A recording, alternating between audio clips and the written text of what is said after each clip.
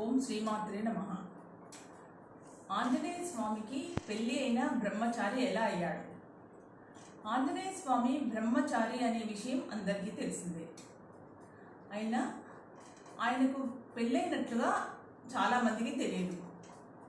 ఆంజనేయ స్వామికి పెళ్ళి అయిన బ్రహ్మచారి ఎలా అయ్యాడో ఇప్పుడు మనం తెలుసుకుందాం.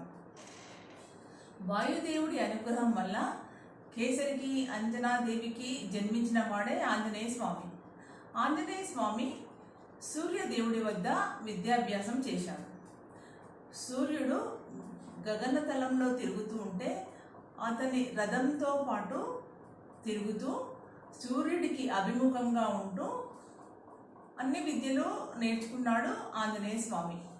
అలా సకల విద్యలు, సకల వ్యాకరణాలు, సర్వ జ్ఞానాన్ని నేర్చుకుని మహాపండితుడు అయ్యాడు.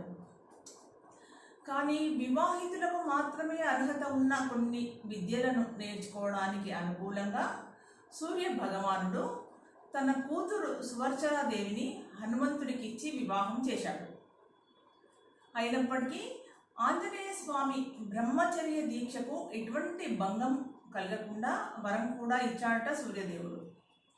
అలా సువర్చలాదేవి పెళ్లి కూతురుగా పెళ్లి బట్టలతోనే తపోవనాలకు వెళ్ళిపోయి తపస్సులో ఉండిపోయింది అని చెబుతారు. అలా సువర్చలాదేవి ఆంజనేయుడి ఆత్మలో కలిసిపోయింది. ఇలా ఆంజనేయ స్వామి పెళ్లి అయిన బ్రహ్మచారిగా చరిత్రకెక్కాడు. ఆంజనేయ స్వామి మహాశక్తిమంతుడు అయినప్పటికీ సహజ సిద్ధమైన కారణాల వల్ల కొంటివాడిగా మారి తెగ అల్లరి చేసేవాడట.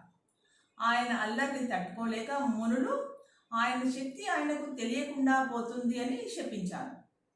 అయినప్పటికీ ఎవరైనా గుర్తు చేస్తే మళ్ళీ విద్యలన్నీ గుర్తుకు వస్తాయని కూడా చెప్పారట.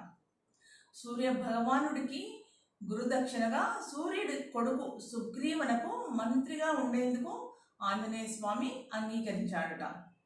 అలా ఆంజనేయ స్వామి శివాంశ సంభూతుడిగా ప్రసిద్ధిగాంచి రామనామంతో పునీతుడై దైవంగా అందరికీ ఆరాధ్యుడయ్యాడు. జై శ్రీరామ్.